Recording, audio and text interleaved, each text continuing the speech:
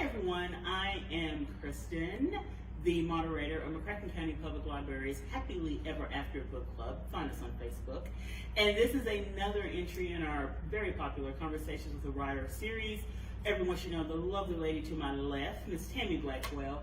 She is the director of Marshall County Public Library, as well as a best-selling published author. And for my purposes, she loves romance. So that's what we like to get together and talk about.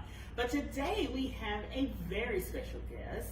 The lovely lady to my right is Miss Sarah Mcgowan. She is the Adult Service Manager at McGowan County Public Library and is currently its acting director and doing a fabulous job. And you know I mean it because the review session has already passed. So, when I say you're doing fabulous, I mean it. And today we are going to get together and talk about beach reads, summer reads. They're a big, usually this time of year, lists come out from every conceivable corner of books you can read, supposedly while you're lying on the beach, enjoying the sunshine and the air and those kinds of things. So I want to dive right into our beach reads topic. And I'll start with both of you guys. First of all, when you think of beach reads, what do you think of? What does that mean to you? I mean, to me, it just means something that's not going to require a lot of me. Mm-hmm. You know, you don't take Angela Davis to the beach. You know? So when I think of beach reads, I just think of something, you know, that's easy to put down and pick back up, and it's not really going to require a lot from me emotionally or even cognitively. Yeah, I would agree with that. Something very light, something that you would say is a fast read. I don't want to take, you know, I'm not taking President Obama's 700-page Promised Land book to the beach. Not doing that. Love you, Obama, not doing that. Sarah, what do you think? I think, for me, the most important thing is a transporting setting, really immersive. Ideally, it should be set on a beach or in the summer or at a summer home or on the lake or something. Like, I want, like, summer setting and that kind of summer feel of kind of languid. Like, to me, I don't necessarily want, like, a thriller but I want it to feel like a nap on a summer afternoon. Like, kind of lazy and engages your senses, you know. I just kind of want to, like, live in it. So I like the word immersive because I feel like you want a book that's light, but you can kind of really lose yourself in it. Yes. So that when someone, you know, when you're reading and you're on, you know, you're by the pool or whatever and you get hit with a beach ball, you're completely shocked. Yes. You weren't paying attention to anything that was going on around you. Yeah. Now, you don't typically read romance. Not as You do read some. You don't typically read it's not my number one genre by any means. So, like, my typical beach read would be something that straddles the line between, like, general fiction and maybe a little literary fiction. It's maybe 3 generations of a New England patriarch's family. He's an alcoholic, of course, and they have like a big home on Newport, and you know the warring factions of his children, and there's lots of like descriptions of the food and the drinking, and I think that's a big point, though. Like, there's lots of descriptions of food in summer reads. Yes. Yes, that is actually one of the big points that I want to make. Like, that's a detail that makes you feel like you're there, right? Yes. And it's like, it's sensual, not in a creepy way, but it's like a thing that appeals to your senses. Sex is okay too, but that also works. Yes, it does work, yes. That's what all of my beach reads have in them.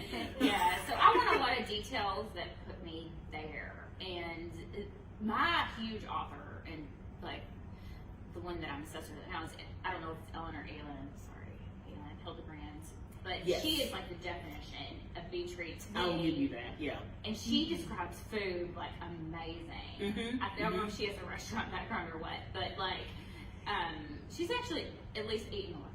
Right? And I've read. I just recently discovered her. I can't remember why. I think Did we do a book club? Maybe like a Fitlit? 28 Summers, 28 maybe. Summers. I love that one. Yes, I read it and I all think the time. that was a Fitlit. And then the Trouble in Paradise, one of her Paradise series, and I don't think that's what it's called, and I'm not looking it up right now. I think like the first one was like $1.99 one day from Amazon, and I had $1.99. I was like, oh, I'll give it a shot. Yeah.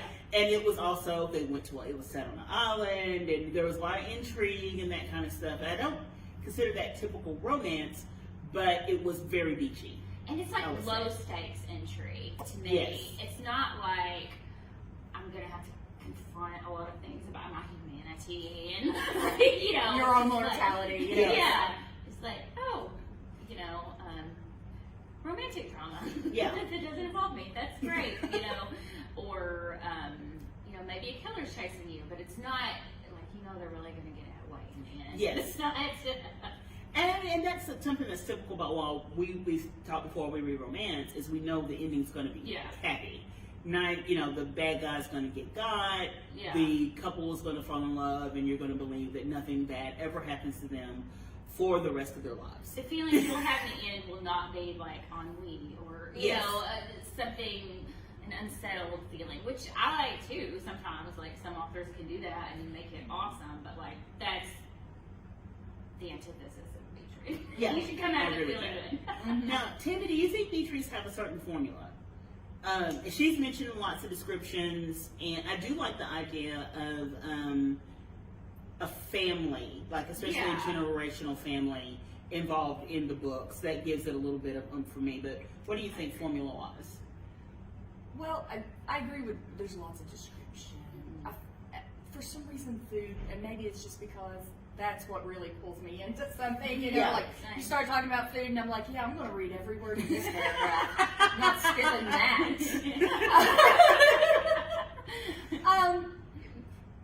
But there's always also like that community feel, which we talked about before, and that like there's a certain community going on usually in a beach read, and you work your way through that community, and it's a unique community. It's separate from yours. Samantha Young has a series that's kind of a beach read series, and it's set in a fictional place that's basically Rehoboth Beach, Delaware, and that's it's this close-knit community that and everything centers around the beach. And if you walk on the boardwalk with someone, you're with them forever, and all this stuff. And it's that sense of community that's there. I think that there's always tends to be that in those kind of books. And it's something that we all, I think, long for, is that very special, close-knit community. I think there's a lot of times a homecoming element too. Homecoming or a festival. Like there's something that's drawing people back to something from their past or whatever. There's a separation between community and tourist. Yeah, that comes to summer people and like the regular people. Yep. Yeah. A lot of times there's a rich, poor, or whatever. Like the summer people are rich, and then we're the regular folks, the everyday. Or there's one family that has all the money in the community, and everybody else. Everyone there's has to that work one for them. family that owns all the hotels or whatever is going on there. Yeah, I had never thought of these things, but they are They're all core part of it. elements in that kind of aesthetic, I think.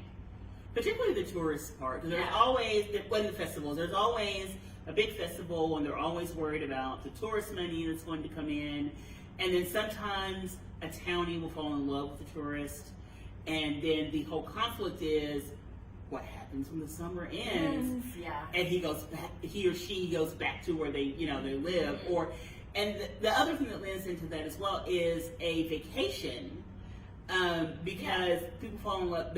The book is centered around this male and female's gone on vacation and falls in love, but what do they do when they go back to their real life? Do they keep this love? Do they have to go back to the place where they vacationed?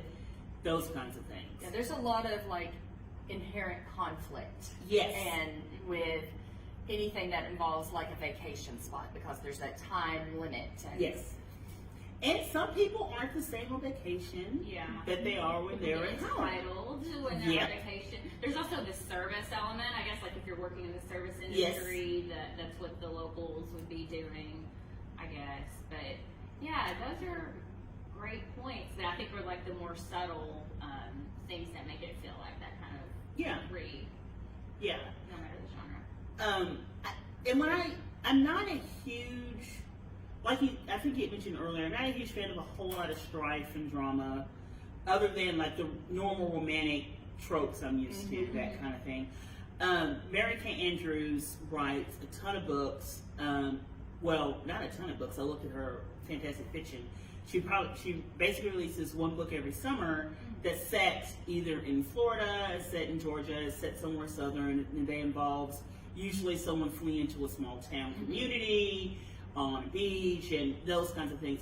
And there's always a side of murder and intrigue, and sometimes there's more of that than I want in my escapist book.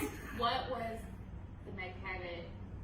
Was it Meg Cabot book that we hated? Oh no, Jennifer Weiner. Jennifer Weiner. Oh Sorry, my Meg. God, I'm just gonna look it up because she's our pal.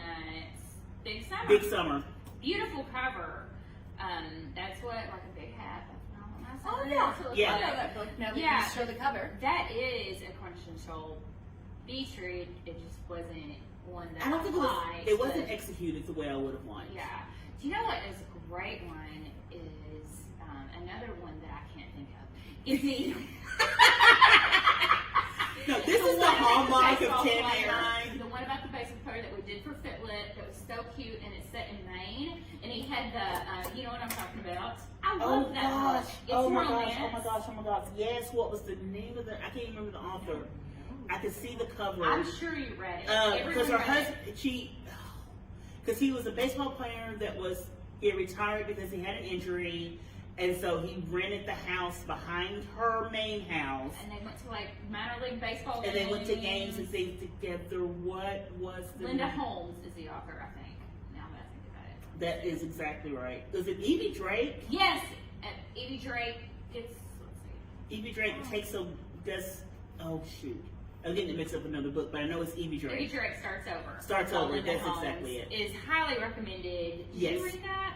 You would like it. Don't you think Tammy would like it? Yes, I do. It doesn't fit our normal romance tropes. And I really felt the romance, actually I don't think of it, it's classified as a romance. I don't think it is, because the romance is actually secondary to her getting her life back together.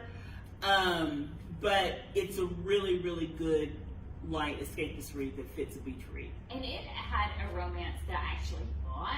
Yes.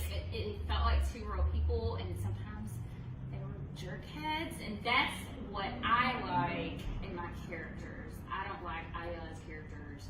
I like ones that make mistakes, because I'm a deeply imperfect person, and I like to read about those ones. I'm right now reading an Hildebrand that is about a woman who's cheating on her very decent husband, and like, give me that, because like, it's a crappy thing to do. It's not that, like, I don't need my characters to be moral paragons, you know. I just need them to be like interesting people with foibles, I guess.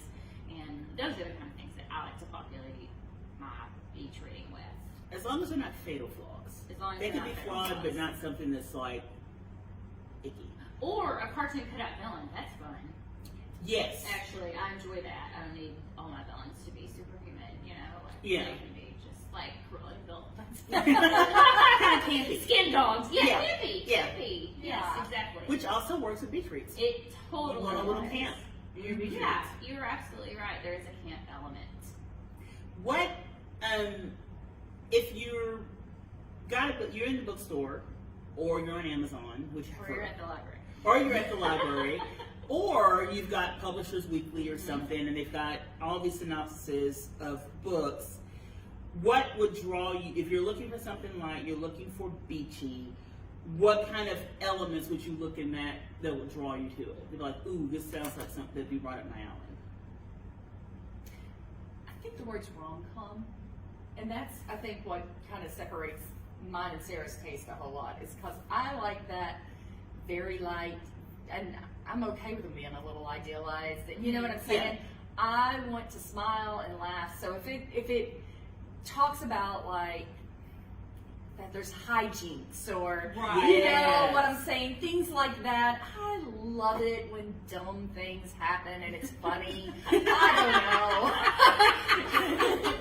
It's just, you know, I like a good, like, makes me chuckle a little bit, you know, as long as it actually is funny. I really hate it when something is categorized as a rom-com, or if the author keeps talking about how clever and funny somebody is and they're not. Mm-hmm. That really irks me. But if it's actually genuinely, you know, somebody, I don't know, like, I'm thinking of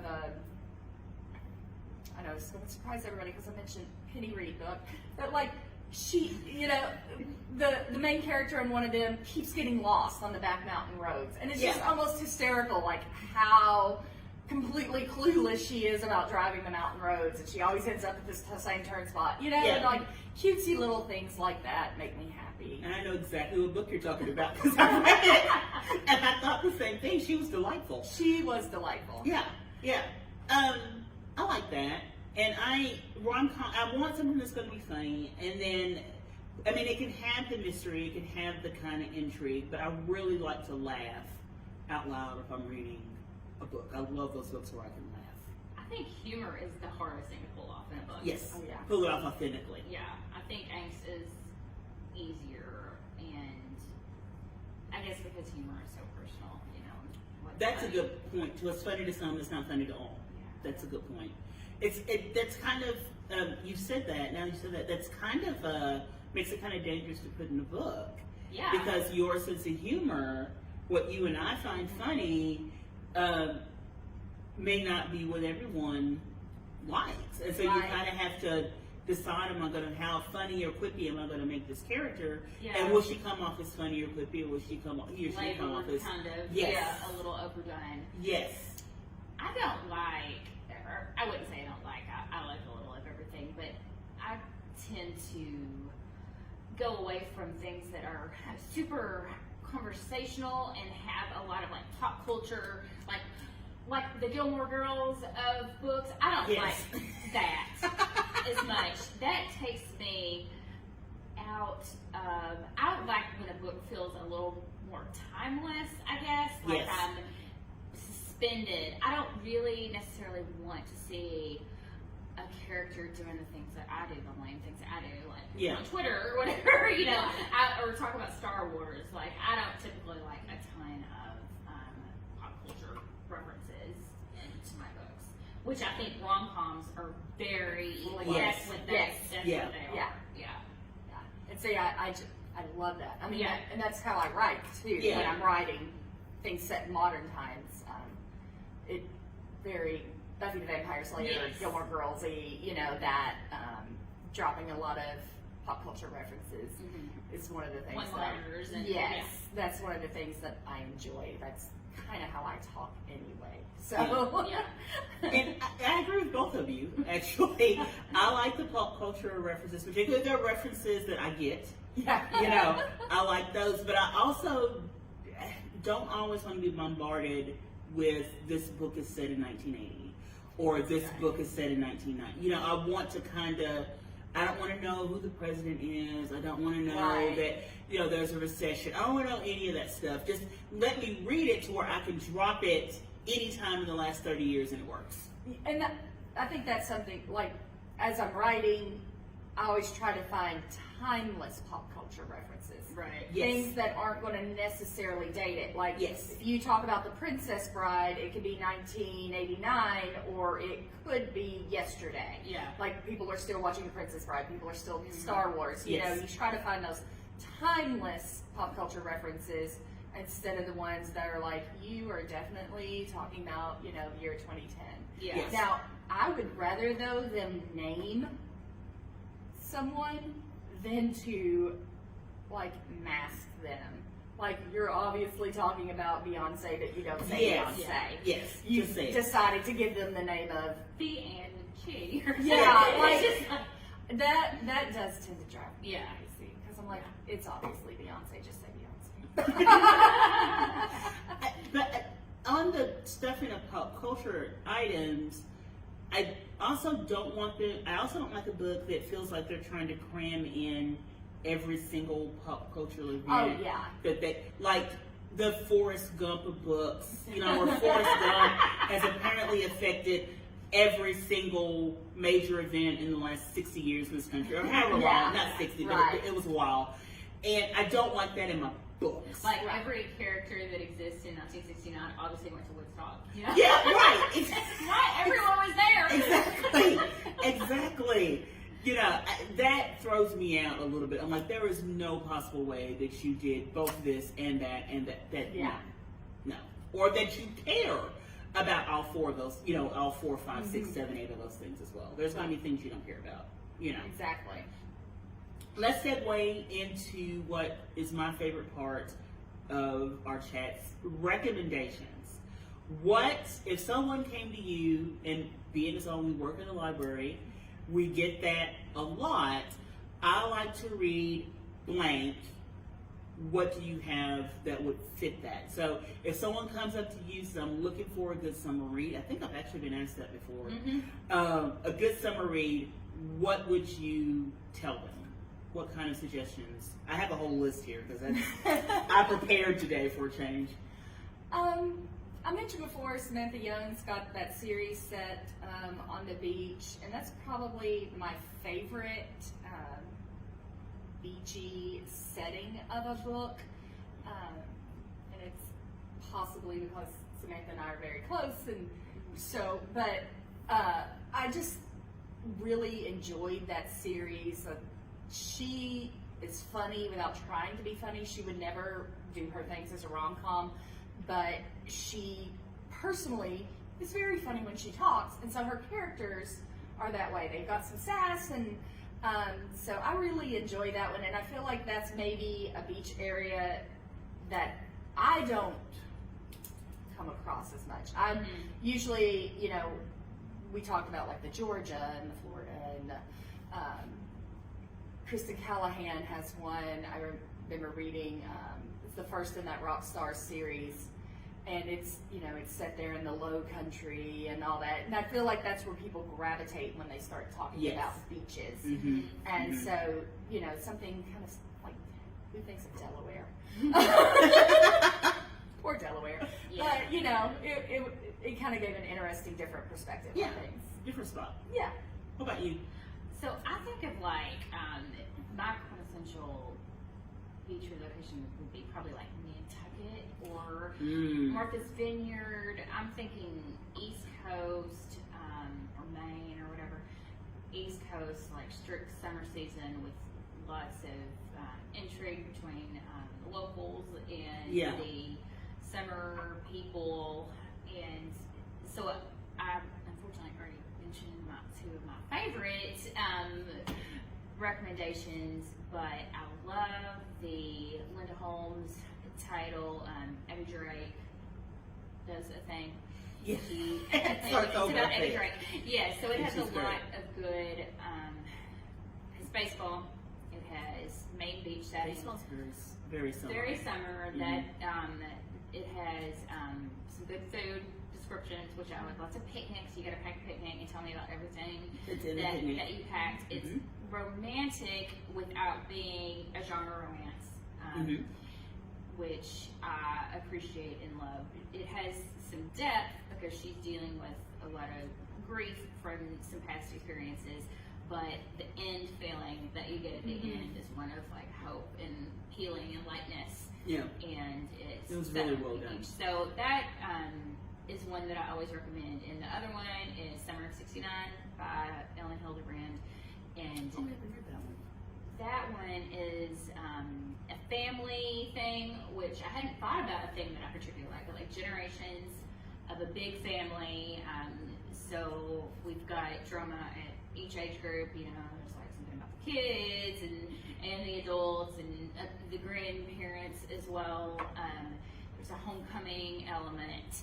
There's a here's a thing that we have to do during the summer. So there's like a time, like, because summer is fleeting, and so that's like its main quality to me. It's like it's different from the rest of the year, and it's only so long. And you have to, make hay while the sun shines or whatever, basically. And so there's like this thing we have to do over the summer. So and that kind of plays into like hijinks or an adventure. Let's go on an adventure, which I also associate with the summer season. And it is historical fiction set in 69, and it's right there in the title. And it has a lot of good, I guess they're like pop culture references of the time. There's just a lot of things that like set it in that particular time. So those are two of mine that I really like. I'll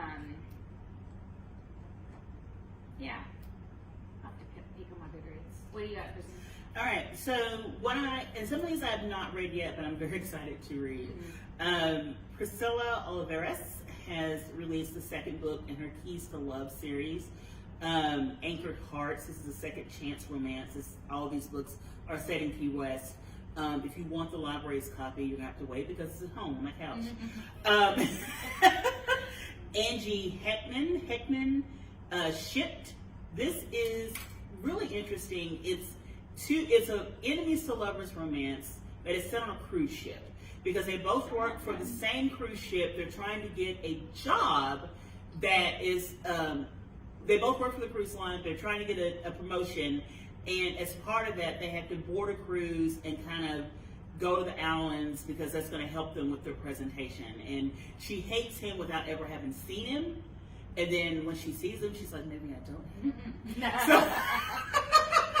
So that is also at home on my couch. So just put a hold on it. It'll be back soon. Helen Huang, and I'm probably pronouncing her name incorrectly, is releasing the third book in her Kiss Quotient series this summer called The Heart Principle. I've been waiting for that. The first one was the Kiss Quotient a couple of years ago, centered around a young woman with Asperger's and her finding love. The second one was The Heart Test, and it's centered around a young woman and a young man with autism finding love. So there's a lot of own voices in these. They're Asian author, Asian characters, and they're really, really good. So I'm very looking forward to the Heart Principle. So is Tammy. We're very looking forward to the Heart Principle. I just finished reading Farrah Heron's Accidentally Engaged. This is an Indian romance. She lives in a building her father owns, and he moves a man across the hall from her that he has decided she's going to marry. And so she goes over to tell him in no uncertain terms, I will not be marrying you. And there's some cooking, there's a cooking contest involved, and they start cooking together. And it was done really well. There's a couple of things I was kind of about, and then there's some Indian cultures that I just don't know enough about to appreciate. Indian culture stuff, I don't know enough about that to really appreciate it. But it was really good. A book. Have you guys ever read Mary Below or Blog? You know what I'm talking Blog. I know who you're talking about because I shelve a lot. That's the only reason. Yes, I have. I know I have. I cannot think of a single title or anything about it. Yeah.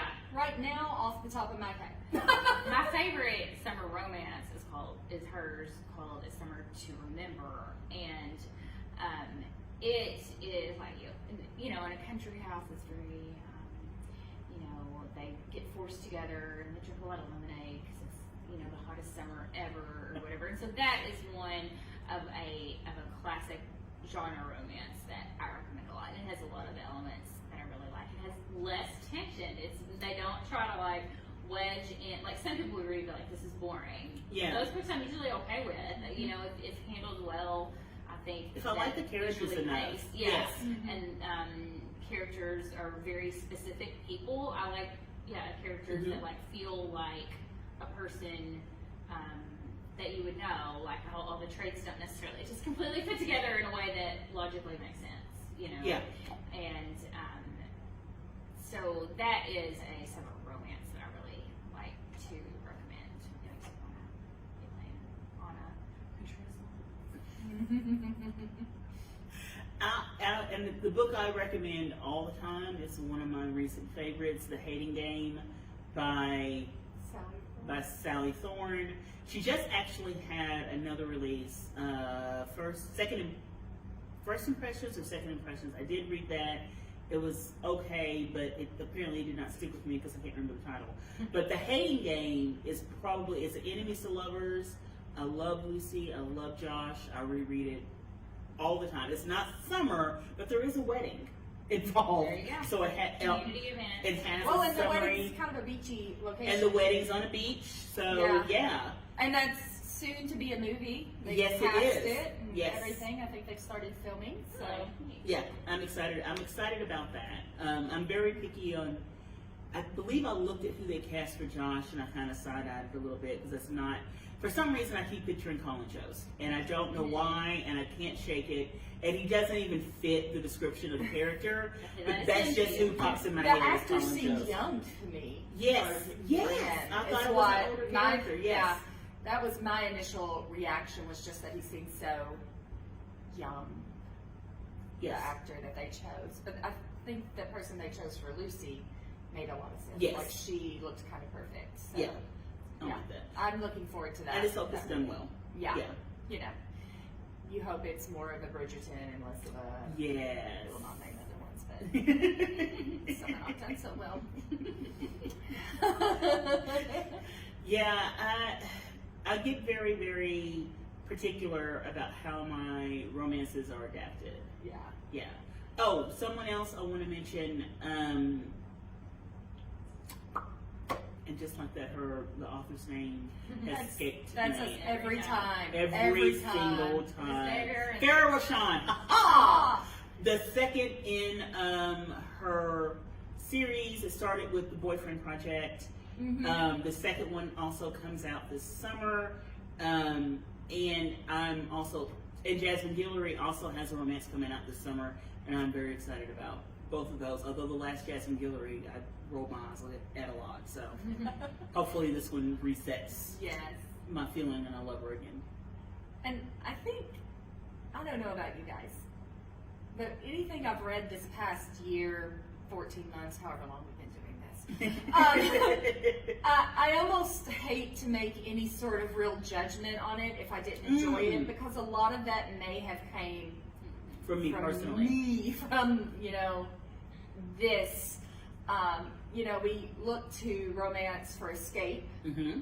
We've talked about that a lot, that romance is very much an escapism genre, and it's just hard to escape right now. So anything I've read in the past year by an author that I really liked, that I didn't like that, I'm just like, I probably wasn't in the right headspace for it. I've read a lot less in the past year than I have ever read before. So if you're in that same place, no, you are not alone. Mm-mm. It's just been really something difficult. But when one does pull you in, it's so rewarding. I feel like Samantha Young's hype team right now, but love you, Sam. Even if you did go, I can't even think of the island right now. She went to that beautiful island with the fairy ponds and stuff last week. I was super jealous. Yeah. But anyway, so I have literally not been able to get into a book for probably 6 weeks, I think is what I think is said. And she has a new, it's called the Adair series, and it's actually suspense. Oh. Which it's a suspense romance. She's never done that before. I typically don't like that. But it is kind of, I guess, a summer read because it's set up in the Highlands. And she is visiting the Highlands to reconnect with her father after being shot in the line of duty. And there's a lot of description of the Highlands and, the water and the lochs and the, the, what is that called, heather or whatever, and this beautiful castle that her dad's like in charge of the security for, and the community where everybody knows everybody, and I like that. You're taking off my elements. Yeah, you walk in and, the lady knows what your sandwich order is before you even open your mouth. I'm not going to try to pronounce anybody's names. Samantha is Scottish, and she went ahead and named everybody with good Scottish names, and I don't know what any of them were called. She even put, pronunciation guides, and then I'm like, I still don't know. You guys just make up pronunciations in your head? Yes. Yeah, I'm usually like M. Just like the first letter of their name is what I go with. Yeah. I kind of do that when she says people's names in real life because I'm still like, I don't know what you said. But it's the first book that has really pulled me in 6 weeks, and it's got that escapism feel. I feel like I'm in the Highlands, and I'm staying at this luxurious castle with all my needs catered to, and it's really lovely. And Highlands are somewhere where I very much would like to be. So that's been nice, and that's kind of, I would think of as a beach read. Mm-hmm. Even though, again, we're not talking about our typical beaches, we're talking about the Highlands of Scotland, but it's still that escapism and stuff. And even though there's very much this whole mystery plot of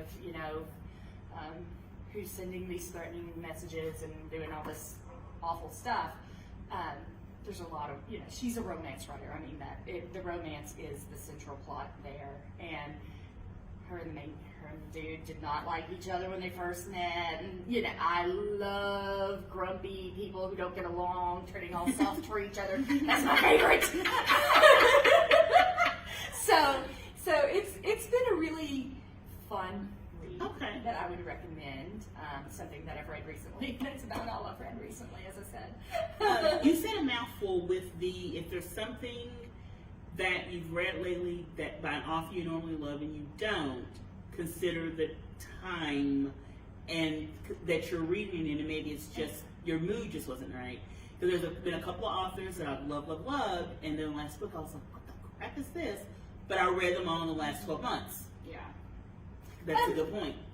You have to realize that your favorite authors are also writing in the last 12 months. Yes. Oh, that's if their stuff feels a little darker than normal, they're feeling headspace. Yeah. I mean, I think people sometimes forget that authors are people too, and the outside world does affect them and what they're writing. I know that Sarah McQueen, with one of her books, changed the entire end one time because of the political things going on and she's like, I can't let it end like that. Yeah. I have to give this character more power. Mm-hmm. This female character more power. This was around 2016-ish. And she just rewrote the end of that because they're people too, and they're affected by the world around them. And so I do think that we may be seeing some things take a darker turn. I think some of your authors that you're used to getting a book from every 6 months or every 12 months, you're going to miss one. Mm-hmm. And I just encourage everyone to be patient and kind with them because they are people. Yeah. Before we sign off, would either of you, or hopefully both of you, like to discuss summer reading at your libraries? Oh, sure. You start. It's a coming. We are June the 1st, and we are very excited because last year it was an all virtual program, and this year we will at least get to have, and there won't be any in-person indoor programming like we're used to from the olden times, but we are going to be able to do some outside things, and that's really exciting. So we'll have actual programming this year, some book club things that I'm really excited about. Yes. There's going to be a card party. Yes. So that's really nice, just that it's safe again, to be able to gather in some, together physically in some sort of fashion.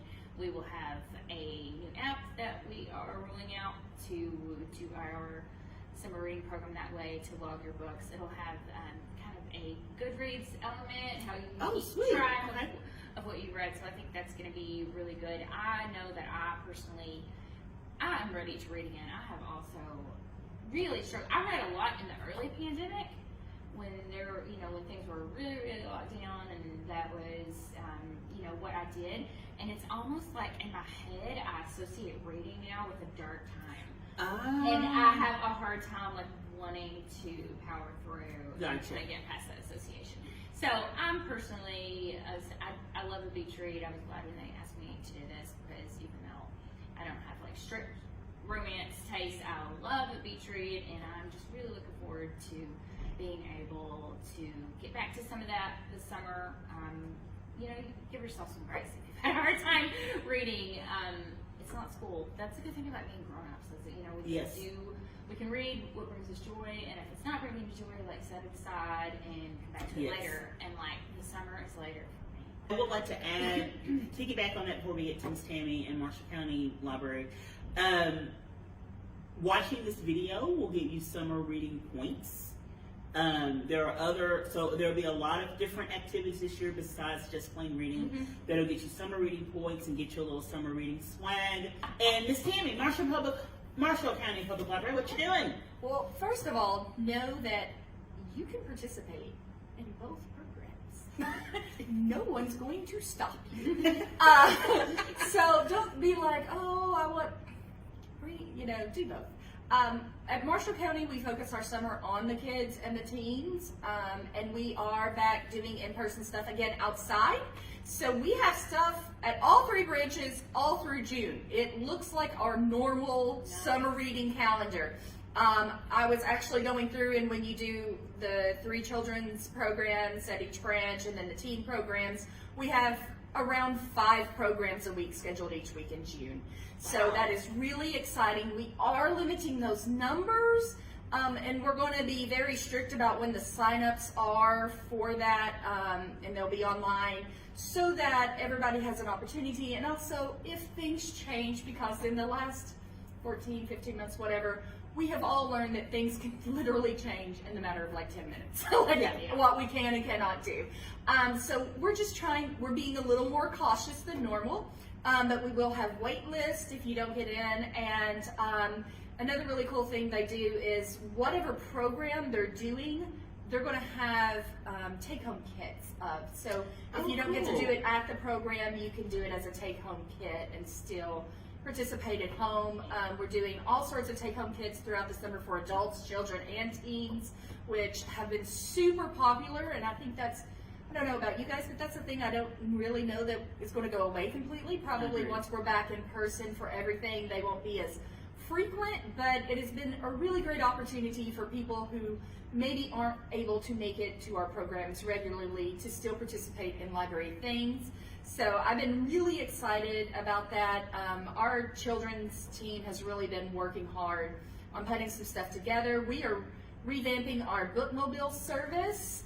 Yay! We have a new bookmobile librarian and kind of looking at that, and she's going to be more involved in our children's programming, and that's going to be really fun, giving some opportunities. So just our website is marshallcolibrary.com. Yours is mclib.net. Yes. And as I said, we are perfectly fine with you bouncing back and forth between the two. You could probably, between the two of us, especially in a regular summer in the before times, you could keep your kids busy every day of the summer. Between the two library systems, and a completely free way to do summer camp. Yeah. Great point. Well, we've been going for almost about an hour. Wow. About 50 minutes, which is about usually we get to talking, and that's what happens. We'll bring all this to a close. I want to thank both Tammy and Sarah for sitting down and talking with me today. As I said, please find Happily Ever Book Club on Facebook. Please visit the mclive.net and marshallcolibrary.org for information on each library's respective summer reading programs. Get in there, get to reading. Thanks, guys. Thank you.